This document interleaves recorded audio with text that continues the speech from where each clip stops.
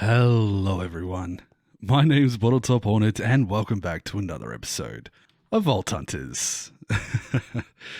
I decided to start the episode off with a quick little run and it was quite successful. We got ourselves a new chest here. Ooh, 20 star essence, okay. We got a lucky apple from that, 2 sparkletine. That's not bad at all. Got a couple of different bits and pieces around. And I've got a weird, what is happening? I have 1 FPS. Something's wrong. Hold on. And oh boy, was something wrong. My game crashed and then a few things corrupted. So, as you can see here, this is an inventory from before I did the last vault in my last episode. So when we'd just beaten the first boss but hadn't beaten the second one, this was what I managed to do to get my danks back. We also got the backpack back, which does still hold some of the loot that we got from today. Now, this I believe is the culprit. These renamed advanced shulker boxes continue to stack and add detail as I place them down, to the point where I could no longer open it physically like this. This is a reset version that has gone back to how it was before I placed it down a few times. I also have a doubled up elytra set and a second one of these. You can see that it's added some brackets in there. So those are kind of causing problems. Now I am in creative because I've just done the work to get this stuff back as best I can. But now we can set ourselves back to survival. We're good to go. So, I'm going to grab this, put that on. I'm going to grab this, and we're just going to quickly jump into here. We're going to come down to the bottom here, throw that, and that. Now, I know the netherite won't burn, but it will despawn down in there. So we're going to call that making it safe, putting it back to where we were. And now for the frustrating part. First of all, the good thing is we got to keep the boss crates and the stuff that I put in there is already there. The world stayed the same state it was when I crashed, but I personally got reset way back. So that does mean that these pieces of armor have not got the levels from beating the bosses. Now, I don't think I'm going to be able to get back the exact same levels or the exact same modifiers that I did before. But these leggings should be at level 2. This chest piece should be at level 3. So 2 more levels, and the same with this. So I'm going to give myself... Oh, I did need to go into creative one more time. I'm going to give myself 5 Wutax crystals, put myself back in survival, and in fact, I'm going to quickly log out and log back in so that cheats are turned back off and I cannot do anything more here. Alright, there we go. So all of this has been done, I guess, to keep it honest. It is an unfortunate glitch, something that I couldn't have prepared for, so I'm doing what I can to not just cheat and give myself back a bunch of stuff. I'm going to be using these things, which is what I had put away after their use, and I'll only be taking back the danks. Everything else in here is going to get deleted, and then I've actually gone through and painstakingly watched back the footage of my run that was montaged up at the start of this episode, and I'll put an image on screen here. I have marked down everything that I looted, everything important. So I am going to, in a second, once all of this has been removed, once I have, actually, let's do this right now, Wutaxed that, we got ourselves resistance maybe. We'll add 2 to this. We got an armor, not bad, and a knockback resistance, and 2 to this, which has resistance and attack. We got cooldown reduction and attack speed. So I feel like that's fair. They are different. We did get lucky with the armor there, but they were never going to be the same. I am happy with that as a result. I am going to not give myself shards. I'm going to just put this one away. And then this is my inventory to go forward with. So, all that being said, give me some time to set myself up with a chest, probably one of these netherite barrels with all of the items that I managed to collect loot-wise, and then we can move forward. Sorry about the random little mess that was this fix, but once we get that out of the way, we can start doing some work on this base. All right. See you guys in a second.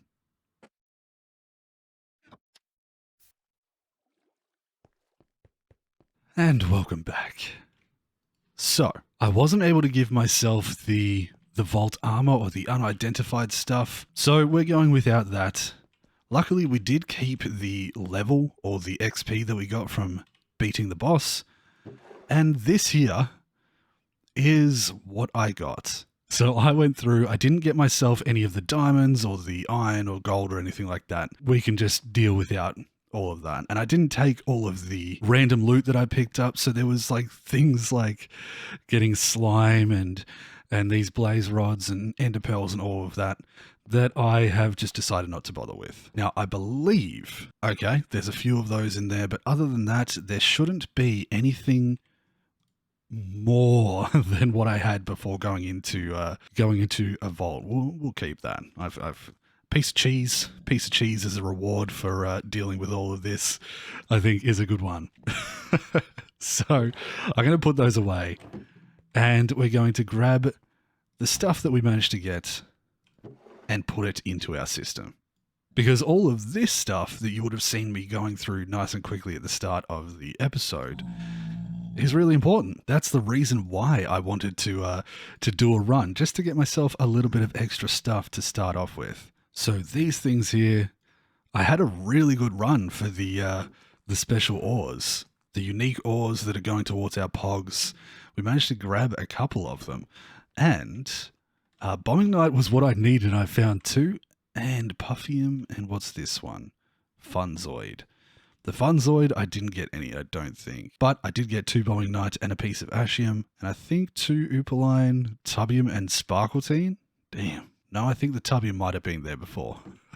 We got some relic boosters, and these ones were just randomly generated as I grabbed them in creative. So no idea what the other ones would have been, but we'll take what we can get. Put all that stuff away, and I think we're back on track. Good Lord, what a mess this has been. All right, so I think the first thing that I'd like to do is maybe fortune all of this stuff up, see what we get, and then from there we're going to go over, grab ourselves a bunch of supplies from over here, which I've done a little bit of AFK, but we'll turn that on for a little bit more, get ourselves some of this weathered limestone. And in this episode, I know that we're probably a decent way into it by now after all of this mucking around. We're going to do some decorating in here, and we're going to start setting up for more of a permanent base with some farms and bits and pieces. So, fortune this stuff, then base time.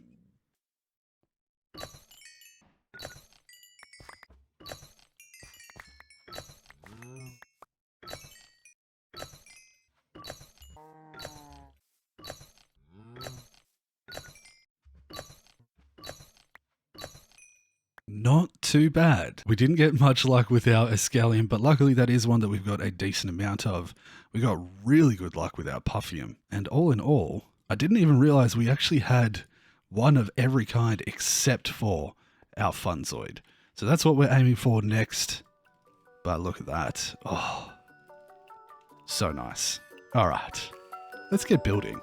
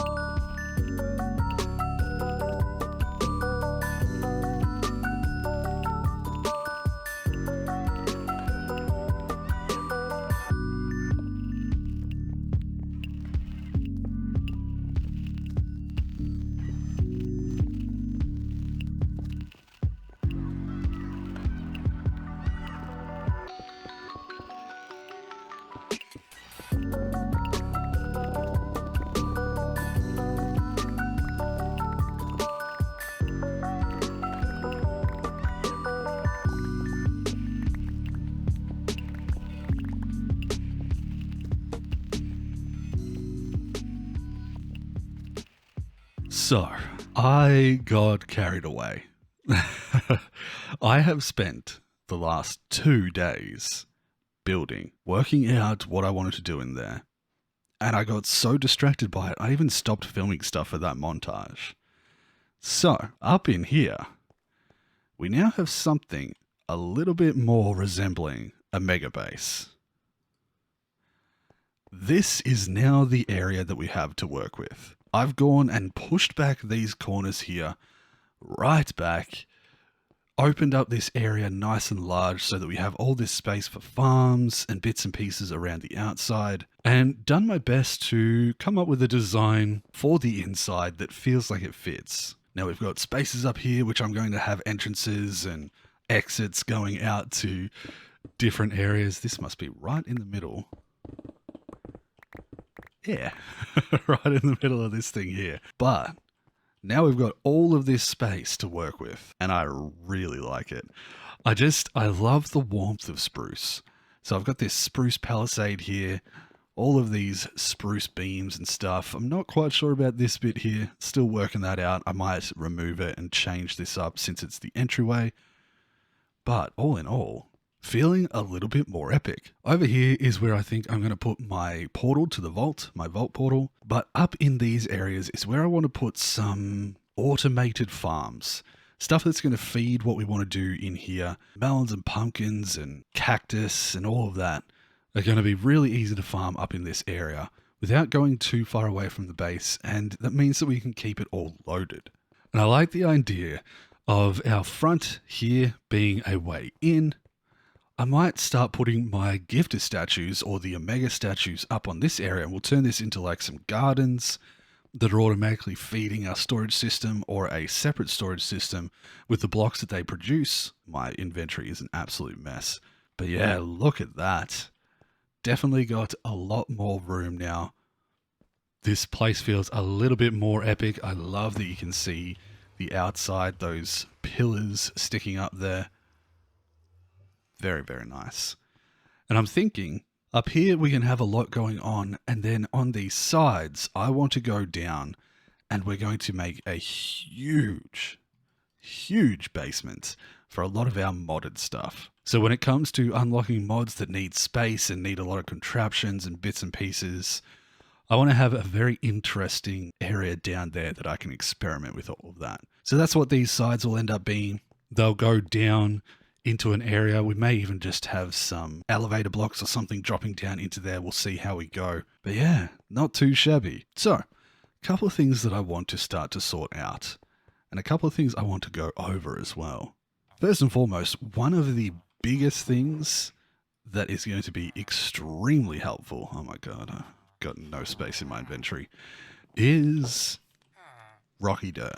One of the benefits of rocky dirt, we're just going to place this up here for the time being, is that you can plant stuff without the need for water. I need to get rid of this. Hold on. Let's just put all of this limestone stuff away since I'm done with it for the time being. But for example, if we grab this sugar cane, I can come up here and plant it without the need for having running water or any water source nearby.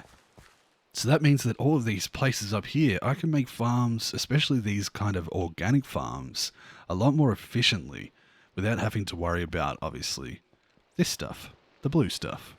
And that also holds true for stuff like carrots and potatoes. These things can just be planted straight on the block.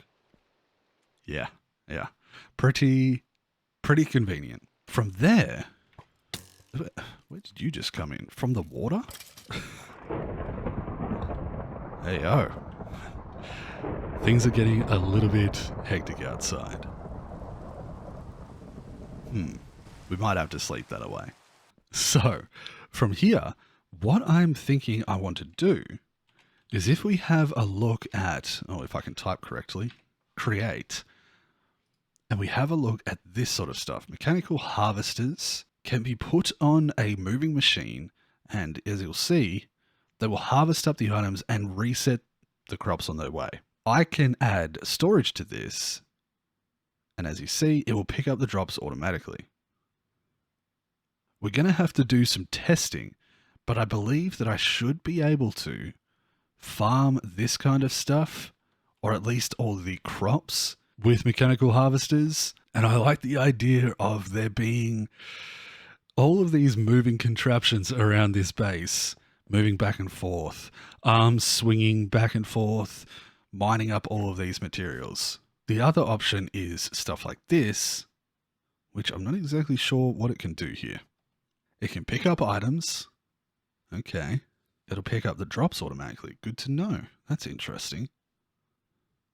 Ah. We don't really need to worry about plowing farmland because we can use this rocky dirt.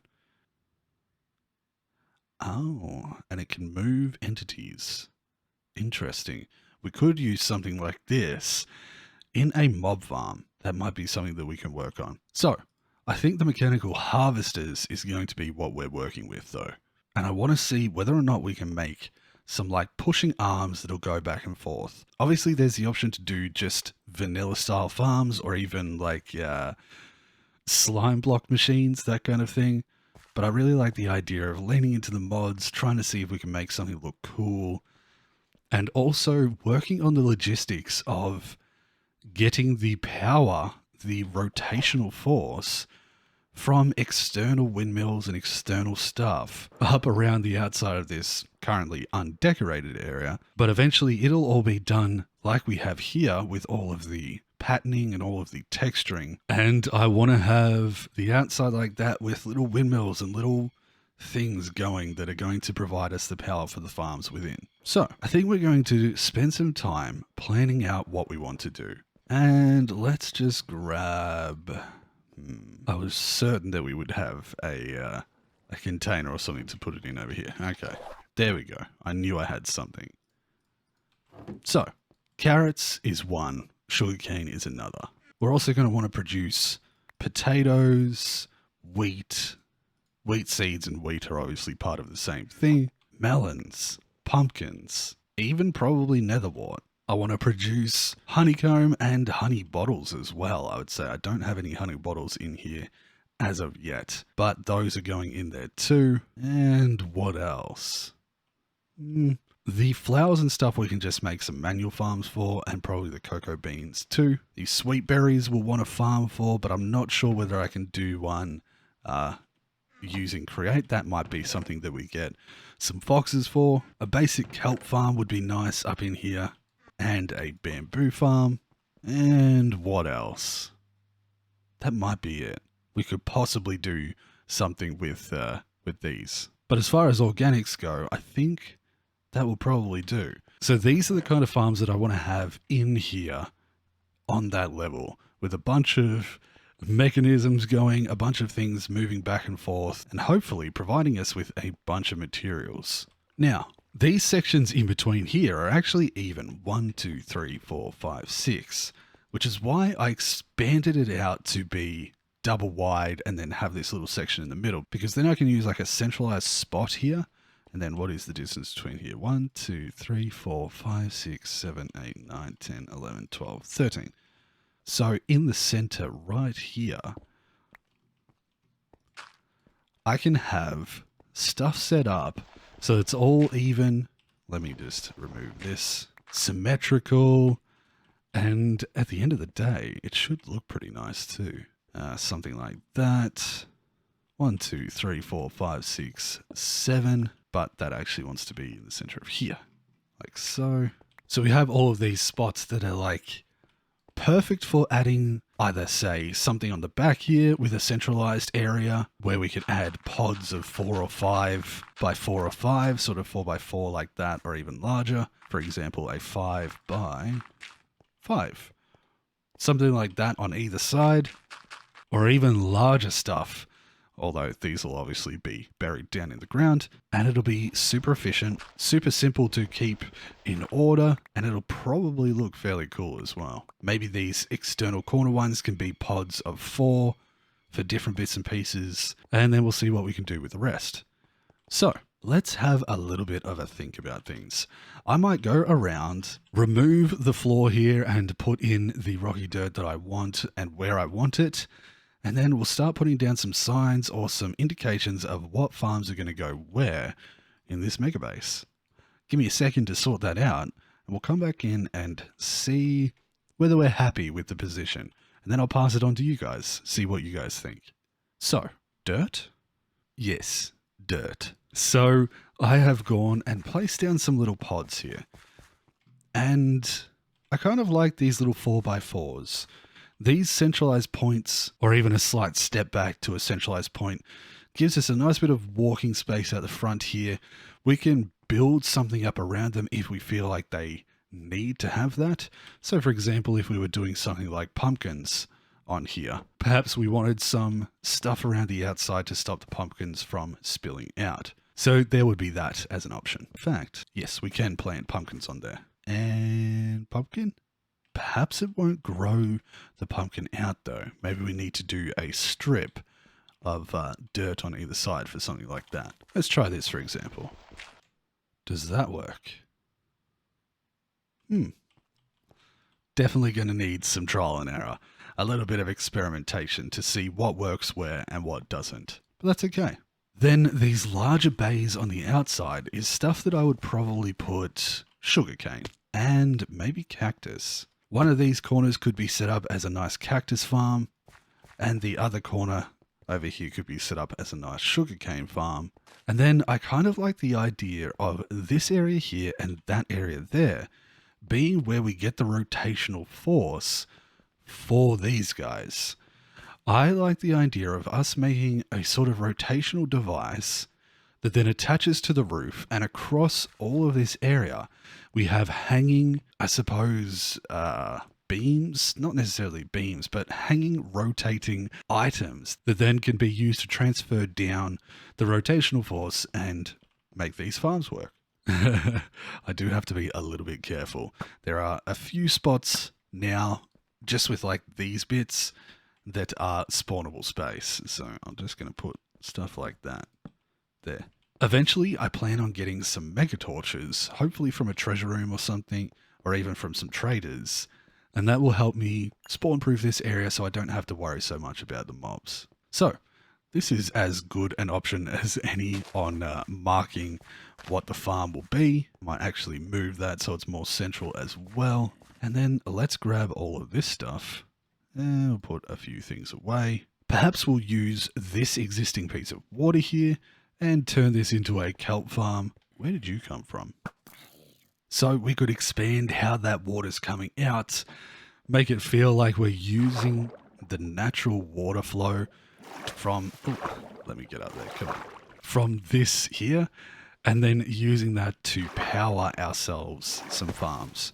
So just here, I'm going to do a kelp. In fact, both of those could possibly be kelp. We'll do this as melon and pumpkin. These are obviously spawnable spaces. That's fine. We'll light this up eventually. We'll turn that into carrots, potatoes, and wheat. And perhaps, like the other side having double kelp, we'll make this one a double wheat as well, like so. So we have crops on this side.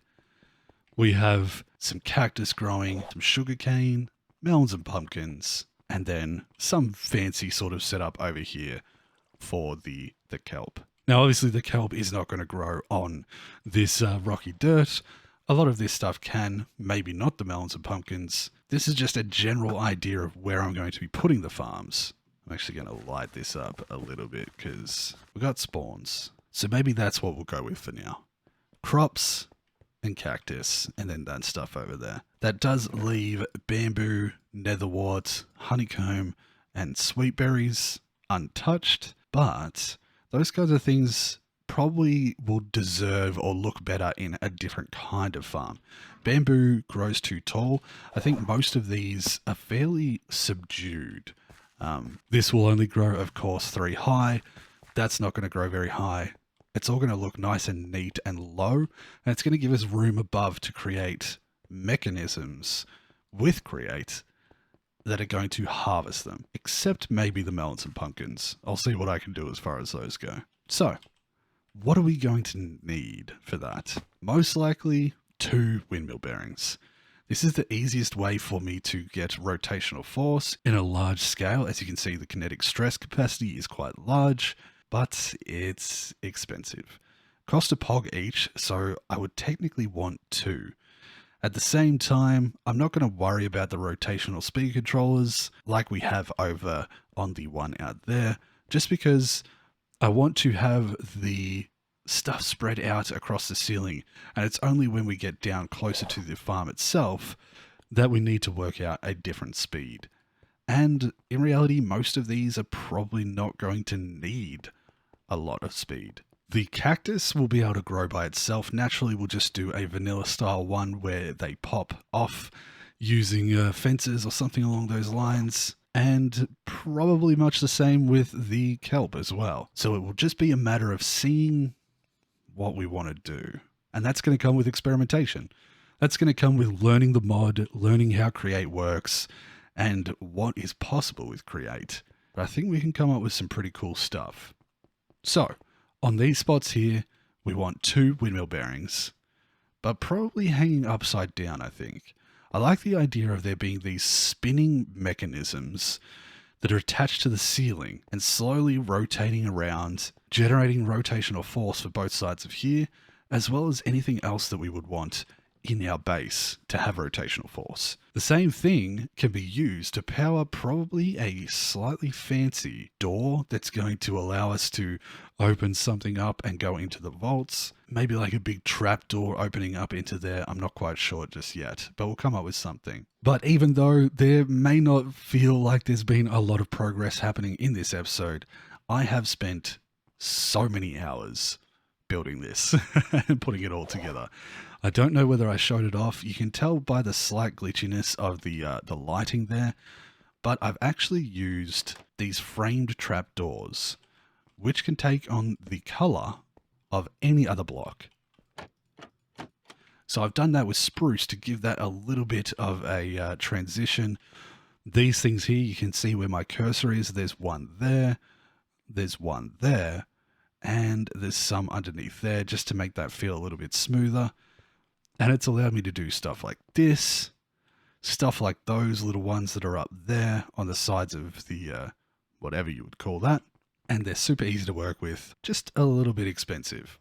I had to make so much bamboo. But I think with that, we're going to leave it here. In the next episode, we might go back in and start working our way towards getting some more pogs, doing a little bit of vault runs, and then potentially working on some of these farms after I've heard from you guys what you think I should do. But what we really need to focus on is trying to get some rotational force in these spots here, set ourselves up with it all across the ceiling. I really think that's going to look super, super cool. But all of that is going to cost materials. All of these gearboxes and such are going to take andesite, wootadite. We're going to need to use black opal and vault diamonds and all sorts of stuff. As such, I want to make sure that we are keeping up a decent supply of all of that. And also working towards our mods, working towards power, working towards the mining gadgets and the refined storage, Botania as well, I really want. There's a lot to do. I hope you guys like the look of this. I hope you see the potential and the space that we now have available. I think places like up here we can use for gifter statues and bits and pieces along those lines, or even for artwork. Don't really have much fan art or anything like that, but if you guys want to draw some fan art, that sort of stuff can go up here. Anything along those lines. We've got the space to use now, and I can also kind of chop across these corners and use these spaces for anything that I desire. All in all, I'm happy with the area I have available, and I think it's going to become really, really special once I start to add a lot of things in. So, I would like to thank my Patreon supporters. Thank you guys so much. The new Patrons as well. You guys are amazing. Thank you for deciding to support me in this journey of content creation. Hope you guys are enjoying the episodes. And yeah, leave a like if you have been, subscribe if you haven't subscribed already. And I'll see you guys soon in the next episode. I don't think it's going to take as long to come out. I am going to be trying to speed up the process of putting out these videos. Even though this one took a long time, I think the next one should only be a few days away. I'm hoping. But with that being said, thank you so much for watching. I appreciate you all, and I hope you take care of yourself until the next episode. So until that episode, I'll see you later. Bye, everyone. Whoop!